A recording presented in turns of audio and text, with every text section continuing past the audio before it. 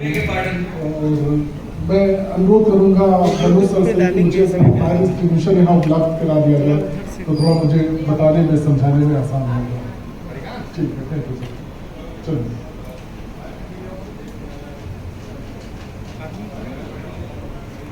कार्यक्रम को हम आगे बढ़ाते हैं। चूंकि फायर अभी तक जो ट्रेनिंग सभी लोग दे रहे थे पर्टिकुलर अपने अपने डिपार्टमेंट के अपने बारे में, और मैं अभी आपसे जो चर्चा करूंगा ये हम लोग के लिए डोमेस्टिक भी है, घरेलू है।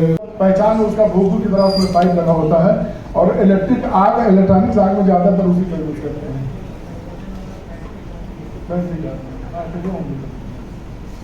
Thank you sir.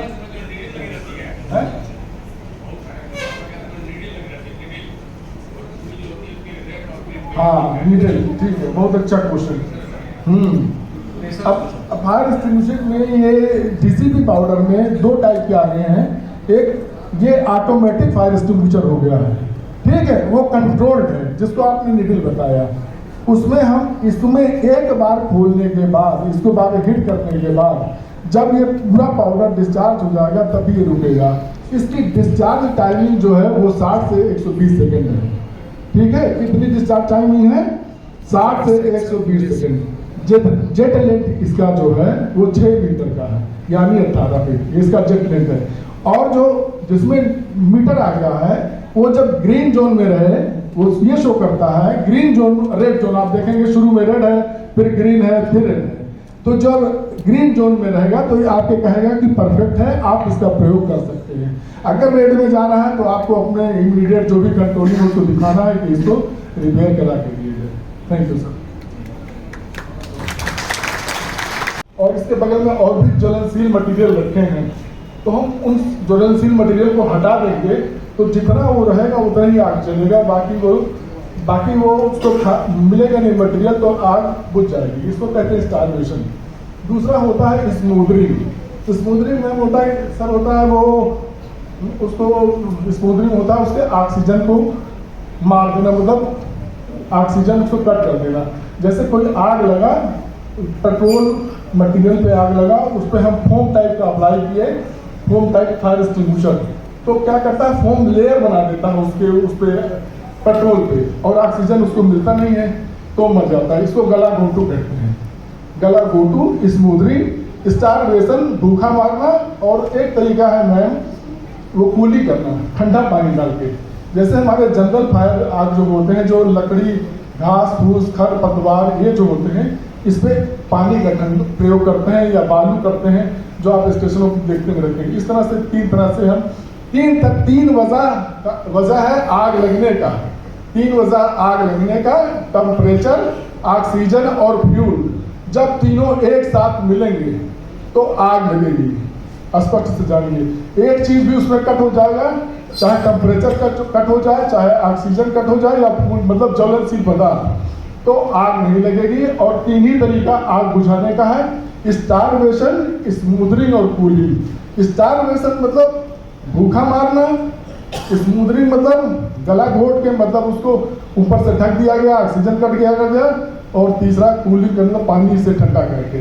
इस तरह से आग पे काबू कंट्रोल सकता है। अच्छा, जो पोर्टेबल फायर आते हैं, हाँ जैसे फायर एक्सटिंग्विशर होते हैं छोटे घरों में रख लिए जी सर, उसका भी यही सेम है।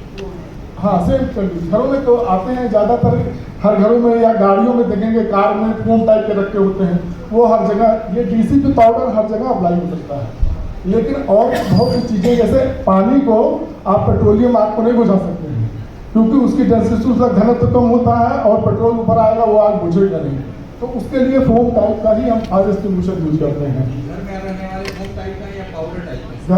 घर में रखने वाले, घर में रखने वाले, देखिए घर में रखने वाले इलेक्ट्रिक आग का सबसे बढ़िया fire extinguisher CO2, carbon dioxide. Electric को बुझाने के लिए मैम CO2, अगर हम डीसीपी पाउडर से यूज करते हैं तो इक्विपमेंट खराब हो जाएगा, क्योंकि उसमें पाउडर पड़ जाएगा।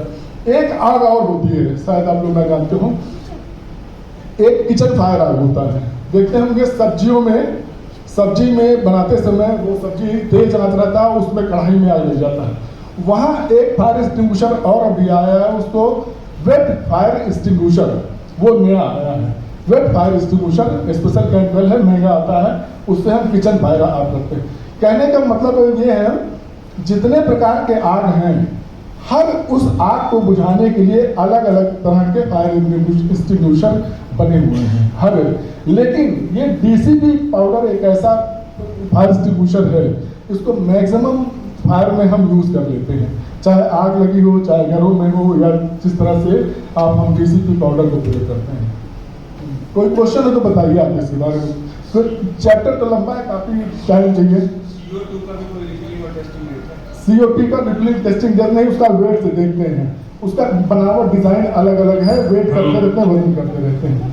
हाँ, एक करेक्शन है, आप बोल रहे हैं कि 1 साल पे रिफिल करना है, वो 1 साल पे नहीं करना है, वो 3 साल पे है।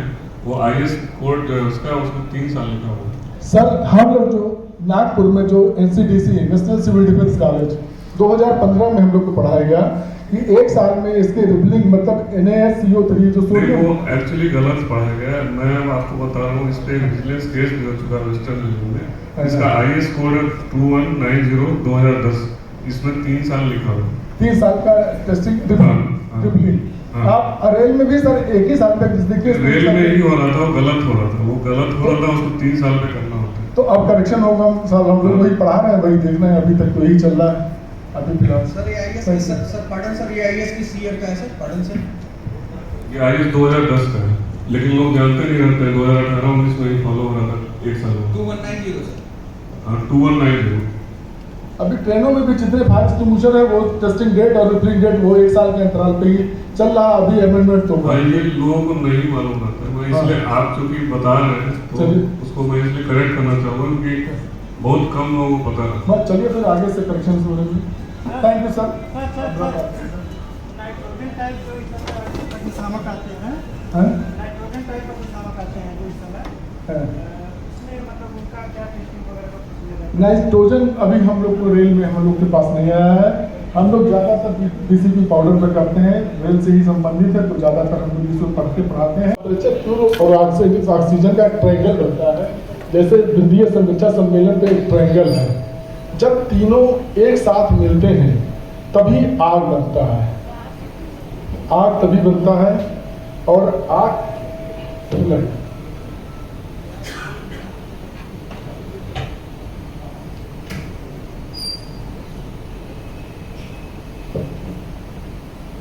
ये हमारा फायर एक्सटिंग्विशर है। दरअसल मेरे पास थोड़ा सा सहयोग करिए।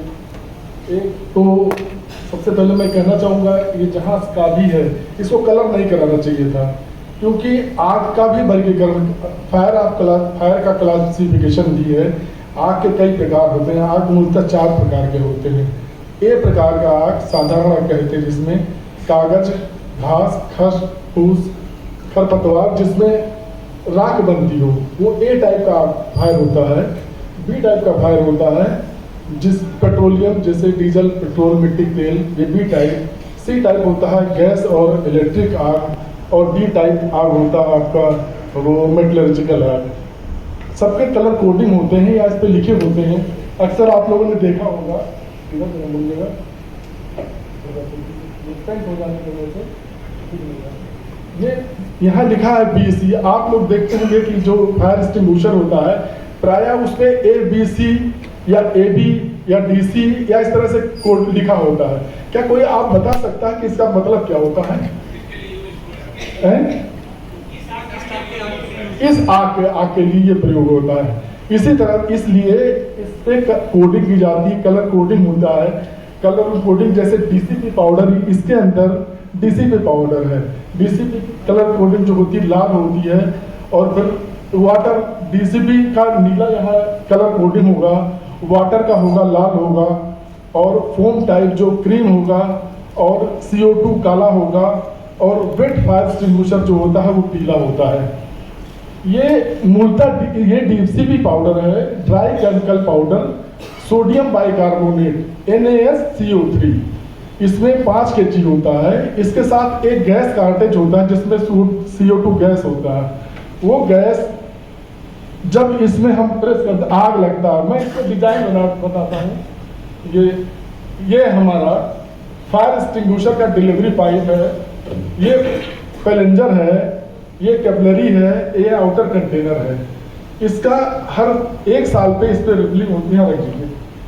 हर 1 साल पर इसको रिफिलिंग करने का प्रावधान है। इसमें जो टीसीपी पाउडर है NaSCO3 है, 1 साल पे इसको रिफिलिंग कर देना चाहिए, क्योंकि क्या होता है सीलन में वो गुठली गुठली बनता है और 3 महीने पे टेस्टिंग होता है। प्रायः आप देखेंगे कि इसको यूज करते हैं और ये काम नहीं करता है। काम क्यों नहीं करता है? क्योंकि इसमें जो गैस कार्टेज है CO2 जब 120 ग्राम से 10 से 15% कम हो जाएगा तो ये वर्क नहीं करेगा, और ज्यादातर लोग इसको चलाना भी नहीं जानते हैं। अभी एक सोनपुर डिवीजन में रिसेंटली एक घटना हुआ है, एक RPF के कोई सिपाही या कोई ऐसे थे, आग लग गई थी ट्रेन में, उन्होंने इसको ऑपरेट किया लेकिन वो प्रॉपर शायद ट्रेन नहीं थे और वो चोटिल हो गए, उनकी मृत्यु भी हो गई रिसेंटली 2-3 दिन पहले की बात है। तो सबसे इम्पोर्टेंट है, ये हर जगह हमारे रेलवे के हर ऑफिसों में रखा हुआ है, ट्रेनों में रखा हुआ है, लेकिन ज्यादातर लोग इसको यूज करना नहीं चाहते हैं। तो मैं बताना चाहूंगा इसको कैसे यूज करेंगे। जब भी कहीं आग लगे, आग आपको दिखाई दे रहा है, इस पे लिखा है TCP पाउडर, मतलब ये ड्राई कैंप पाउडर है, ये हर जगह आप यूज कर सकते हैं। तो हमेशा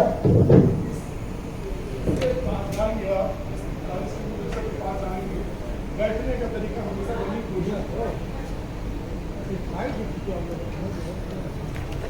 ये हमारा फ्यूचर है। आग लग गई है, हमने आग इस बार फ्यूचर का प्रयोग करके अभी शाम आग लगने के बाद आप आइए। तो सबसे इम्पोर्टेंट क्या है, अपनी स्वयं की सेफ्टी, आप अपने ध्यान को सुनिश्चित करते हुए आप दूसरे की आग को दूसरे की खिला सकते हैं। सबसे इम्पोर्टेंट क्या है, ये यूज ना होने के कारण इसलिए प्रायः कोई बिट या कोई दीमक या कुछ ऐसे बच जाता है, और जब हम इसको ऑपरेट करते हैं इतना ज़्यादा प्रेशर होता है इसमें गैस का, तो जाके उसमें मिक्स होता है सोडियम बाइकार्बोनेट में, तो उसको जगह ना मिलने के कारण ये आगे टूट जाता है और छोड़ जाती है आपकी। तो सबसे पहले यूज करने के पहले हमारी पोजीशन जो है ये रनिंग पोजीशन होगी। रनिंग पोजीशन में हम हमेशा बैठेंगे, हम कभी भी इसके ऐसे सामने से नहीं आएंगे, इसको अपने दूर से, क्योंकि ये ऊपर ही आता है। इसके करने के बाद हम इसको छेद को देखेंगे, अगर ये छेद साफ नहीं है तो उसको किसी तरह से इसको छेद के साफ करेंगे। आफ्टर उसके बाद हम इस पिन को बाहर निकालते हैं। ये पिन आपको सेफ्टी पिन मेरे ख्याल से दिख रहा होगा, चाहे कि सभी लोग बड़ा इंपॉर्टेंट है, सबके काम आएगा और बहुत आसान है चलाना। लेकिन प्रायः मैं बताऊंगा कि ट्रेनों में जाता हूँ पेंट्री कार के स्टाफ से या और भी बहुत से स्टाफ से मैं पूछता हूँ उसको, सर क्योंकि मैं सिविल डिफेंस इंस्पेक्टर हूँ और जानकारी से मुझे दी गई, तो मैं पूछता हूँ तो कोई ऑपरेट करना नहीं आता, वो बताते हैं ऐसे पटकते हैं, ऐसे पटकेंगे या ऐसे कर देंगे, जबकि ये नियम के विरुद्ध। तो हमेशा इसको इस पोजीशन में रखेंगे और ये साफ होना चाहिए। क्लिप को ऐसे कर लेंगे हाथ में, स्प्रिंग को निकाल लेंगे और इस पर प्रेस करेंगे। ये हमारे ये पोर्शन से प्रेस करेंगे। ये करने से क्या होता है, जो इसमें कार्टेज है, जो